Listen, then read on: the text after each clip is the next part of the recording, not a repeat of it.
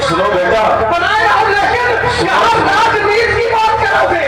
तो राजनीति की बात करोगे, एक चौकी तो दिखावे को।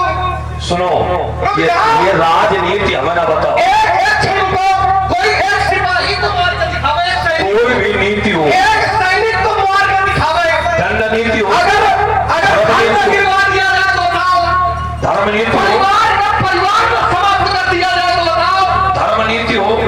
अब आप राजनीति जानते नहीं हो। ये तुमसे किसने कह दिया आप राजनीति जानते? आप राजनीति अगर जानते होगे तो आप ये बात ना कहते। देखो अंतर इतना है कि राजनीति हम जानते हैं लेकिन करते नहीं है। करोगे कैसे? करोगे कैसे? देखा काम वही का छाजे, ये हल्ला का है, देखा काम वही का साजे, यही तुम्हारे पास और को करे तो डंडा। बस आए बचाए और कुछ तुम्हारे पास आए, केवल कुतर्क करने के पर लगे हुए। महाराज देखिए, राजनीति है, राज्य चलाना काम है क्षत्रियों का। तुम अल्लाह बचा ले। एक राजा वर्तमान में ब्राह्मण बना बैठा है, कौन? मंडली का मही रावण।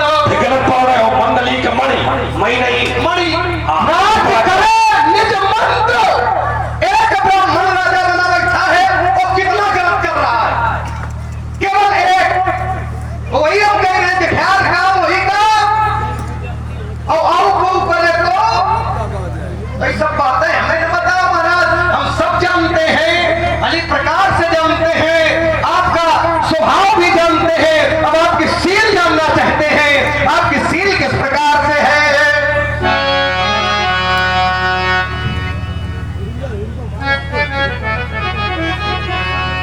यह सील तुम्हारा वो नहीं जानी विदित संसार। माता ही पिता ही, माता ही पिता ही और ऋण भयनी के, और गुरु ऋण रहा सोचो बड़े जी के। आप माता और पिता के ऋण से उड़ हो, यह तो संसार का व्यक्ति माता के ऋण से उड़ नहीं होगा, पिता के ऋण से लोग उड़ हो जाते हैं, लेकिन माता के ऋण से कोई उड़ नहीं होता।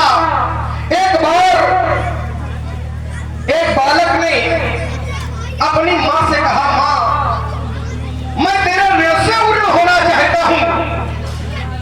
माता ने कहा, पुत्र मेरे ऋण से उड़ होना चाहता है, कैसे? पुत्र ने कहा, मां मेरे पास धन है, वैभव है, बल है, संपत्ति है, मां जो चाहिए वो मांग ले। मां ने कहा, मेरे बेटे तेरा धन, तेरा वैभव, तेरा यश हमें कुछ नहीं चाहिए, लेकिन अगर कुछ देना चाहता है तो समय आने पर मांग लो। शीत का समय आया, पुत्र शिकार खेलने के लिए जंगल में गया था। जब शाम को वापस आया, मां ने सुंदर आरती सजा करके पुत्र की आरती उतारी। भोजन दैनिक क्रिया से निवृत्त होने के बाद पुत्र भोजन कक्ष में जैसे ही पहुंचा, मां ने 56 प्रकार के भोजन परोसे पुत्र के लिए। पुत्र ने पान किया, पान करने के बाद जैसे ही पुत्र शयन कक्ष की ओर जा रहा था, माता ने कहा, एक क्षण के लिए मेरे लाल यही रुक जा।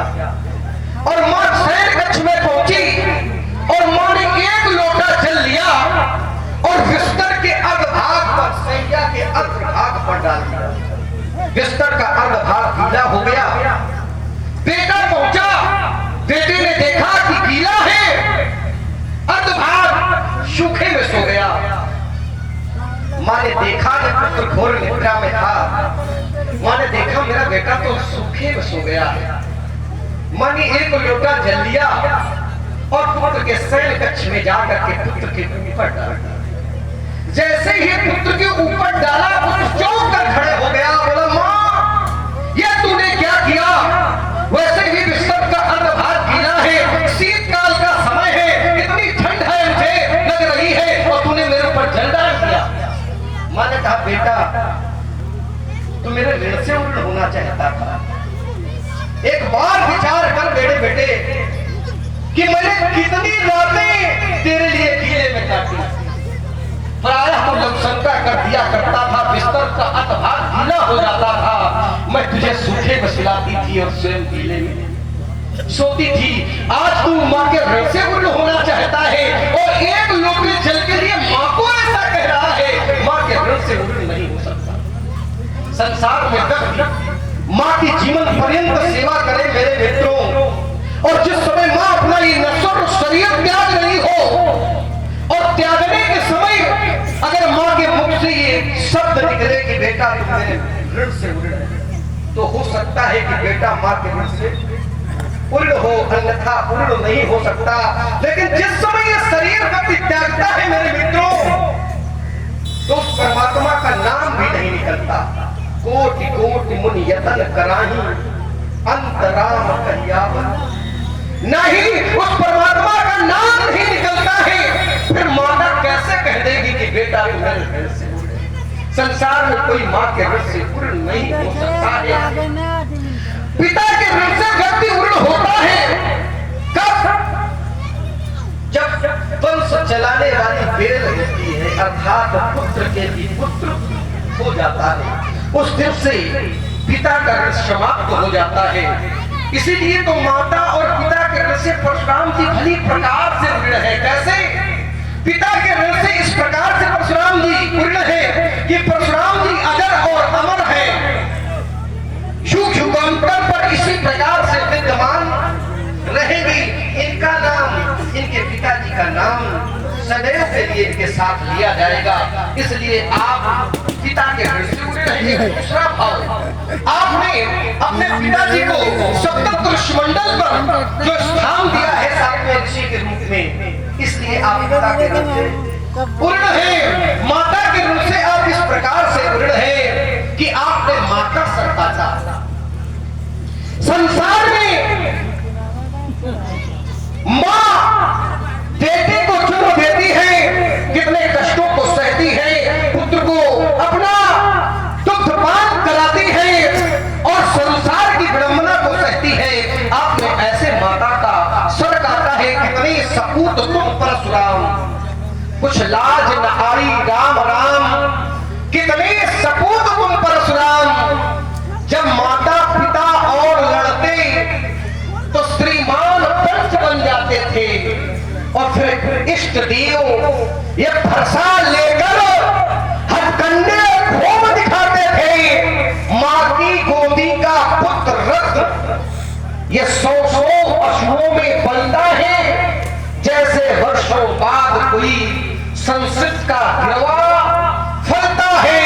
ऐसी माता का सर काटा, कर दिया काम माँ का तमाम।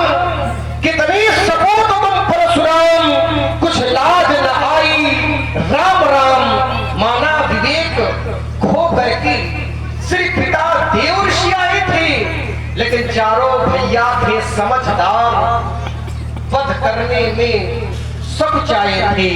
बलिहार धन्य भारत जननी, ऐसा अत्याचार हुआ और अपनी माता के संहार हेतु ये रघुनंदन का अवतार हुआ। कुछ लाज न आई राम राम, कितने सपूत तुम परशुराम। कुछ लाज न आई राम राम, कितने सपूत तुम परशुराम। आपने माँ का वध किया है, लेकिन पिताजी से वरदान स्वरूप माँ को जीवन दान आपने दिया है। संसार की माताएं पुत्र को जीवन दान देती हैं, लेकिन परशुराम जी ने माँ को पुनः जीवन दान दिया है। इसलिए आप माता के ऋण से उर्ण हैं। आपने 4 भाइयों को मारा, आपने पिताजी से वरदान स्वरूप आपने चारों भाइयों को जीवन दान दिया, माँ को जीवन दान दिया। ये वरदान स्वरूप दूसरा वरदान आपने पिताजी से ये लिया कि मेरे भाइयों को और मेरी माता को ये कभी स्मरण न रहे कि कभी परशुराम ने मेरा सर काटा था। ये घटना चक्र हटा दिया जाए, इनके मस्तिष्क में ये बात कभी न रहे कि परशुराम ने कभी मेरा सर काटा है। इसलिए आप माता पिता के ऋण से ऋण है, गुरु ऋण रहा सोच बढ़ जी की, गुरु का ऋण शेष रह गया है। सो लगता है सो जनु हमारे, सो जनु हमारे माथे काढ़ा और दिन चल गए ब्याज बहु बढ़ा। समय अधिक हो चुका है, दिन चल गए ब्याज बहु बढ़ा। जब दिन अधिक हो जाते हैं तो उस पर ब्याज बढ़ता है। जैसे हम किसी से पता है केस बताओ तुम्हारा उद्देश्य क्या है? महाराज हमें ऐसा लग रहा है कि आपको जल्दी बहुत है। चलिए अगर ऐसा कुछ है तो लीजिए महाराज, आप व्यवहारियों को बुला लीजिए और मैं अपनी थैली खोल दूं और आप गुरु प्रेम से मुक्ति पा जाएं। देखो हमें जल्दी है कि तुम्हें जल्दी है, ये तो शब्दों से ही पता चल रहा है किसको जल्दी है, बस पर्याप्त है। एक बात तुम्हें बता दें राजकुमार, किसी भी विषय वस्तु को कहने में इतना उत्तेजित होकर के शोर न मचाया करो। धैर्य से बात को सुना करो और धैर्य से उत्तर दिया करो।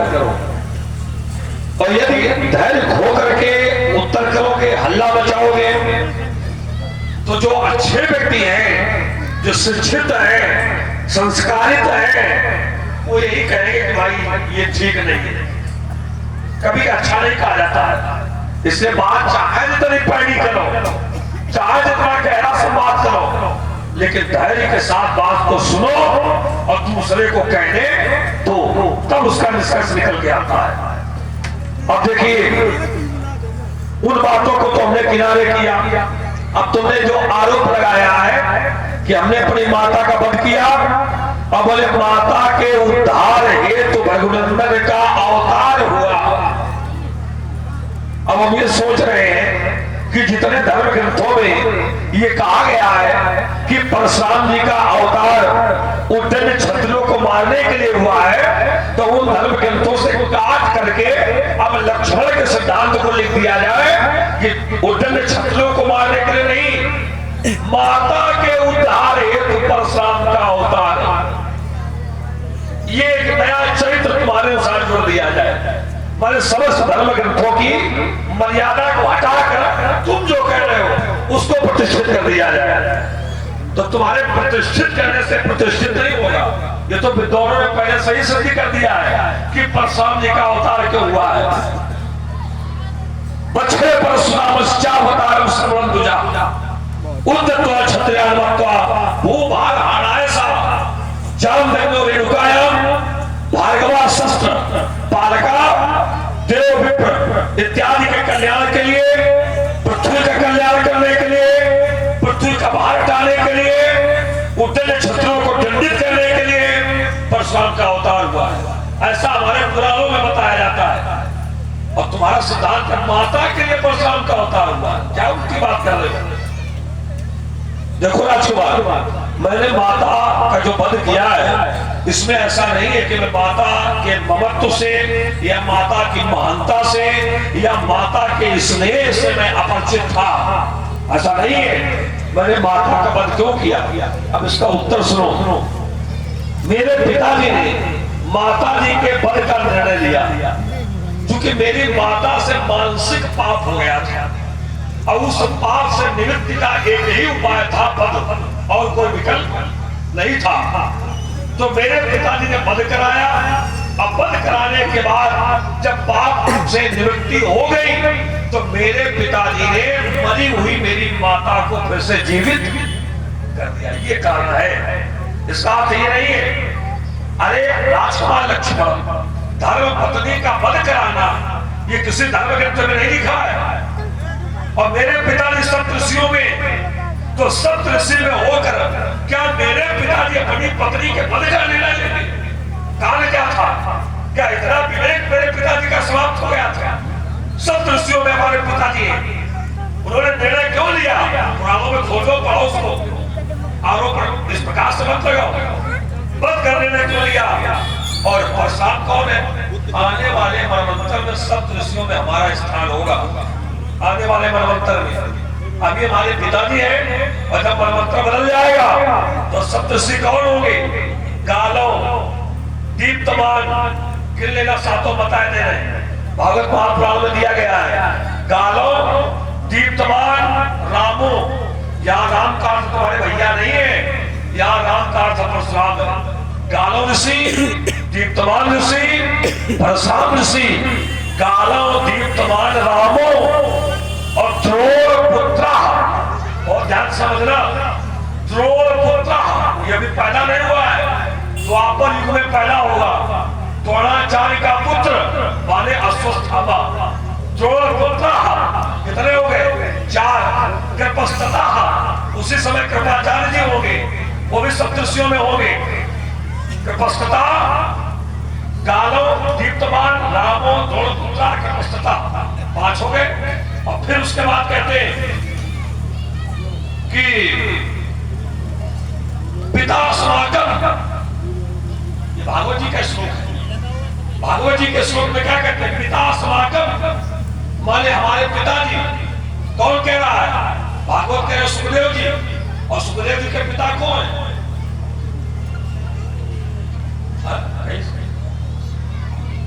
कौन है सुखदेव जी के पिता? हाँ ये चलो, हम तो सोचते थे ये क्या होगा। सुखदेव जी के पिताजी है व्यास जी। तो व्यास जी ये भी सप्तऋषियों में होंगे, तो आने वाले मनवंतर में सप्तऋषियों में हम होंगे, और जो मनवंतर बीत गया उसमें सप्तऋषियों में हमारे पिताजी हैं। तो क्या पिताजी विवेकहीन होकर के निर्णय ले रहे थे? और मैंने यदि किया तो जिसको वो अधिकार मिल रहा है उसने फंसा चलाया है, तो क्या हम विवेक रहित होकर के निर्णय ले रहे थे? नहीं। अब इसको मानस से जोड़ देते हैं। अयोध्या कांड में तुम्हारे गुरुदेव वशिष्ठ जी ने मेरे इस कार्य का समर्थन किया है। अयोध्या कांड में डाली है क्या?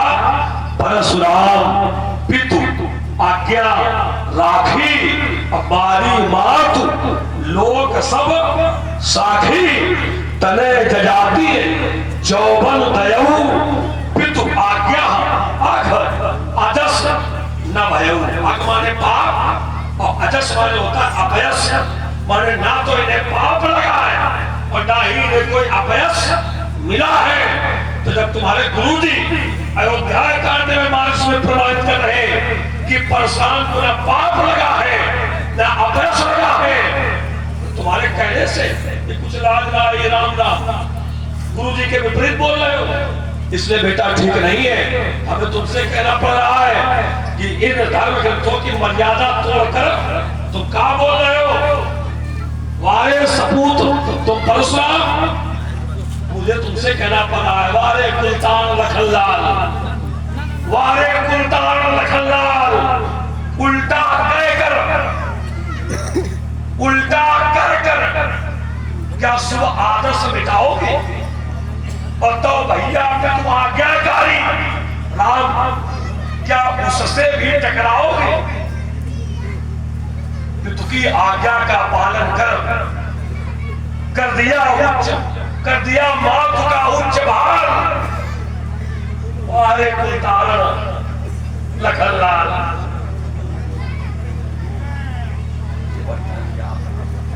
ये ठीक किया, लखनलाल की जय। और लखनलाल जी थोड़ा और आगे बढ़े तो और जोर हाथ उठा के दो जय, और आगे बढ़े फिर कह दो जय, और मारे भाषा मर जाए तो कह दो जय। मोदक खाना बहुत अच्छा है, कल्पना के मोदक। अब आनी बेवरिया बोली, तुरंत देव में थैली खोली। ये तुमने कहा राजकुमार व्यवहारी व्यक्ति की प्रवृत्ति से बनते हैं, और ये बात हमारी यथार्थ है, इसको अंकित कर लेना। जिसकी जैसी प्रवृत्ति होती है उसके वैसे ही व्यवहारी होते हैं।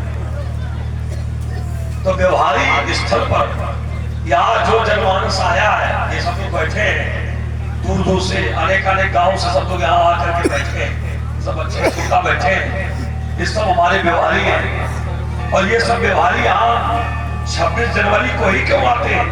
क्योंकि इन्हें पता है कि 26 जनवरी में बरीपाल में रामलीला होती है, और ये रामलीला आज की नहीं है, ये बड़ी पुरानी रामलीला है। और इसका संचालन यहाँ की समिति बहुत व्यवस्थित प्रकार से करती है और व्यवहारिक रूप में यहाँ की समिति हमारी प्रमुख रूप से व्यवहारिक स्थिति पर है। इसका प्रमाण ही इस समिति के पास में, इस समिति के पास इसका प्रमाण है और समिति का प्रमाण हमारे पास है। ये व्यवहारिकता का ही निमित्त है, जिसकी जैसी प्रवृत्ति उसके वजह से व्यवहारिक। आओ भाई, उठ करके खड़े हो गए सब कुछ, आओ आइए भाई जी, चलो कम से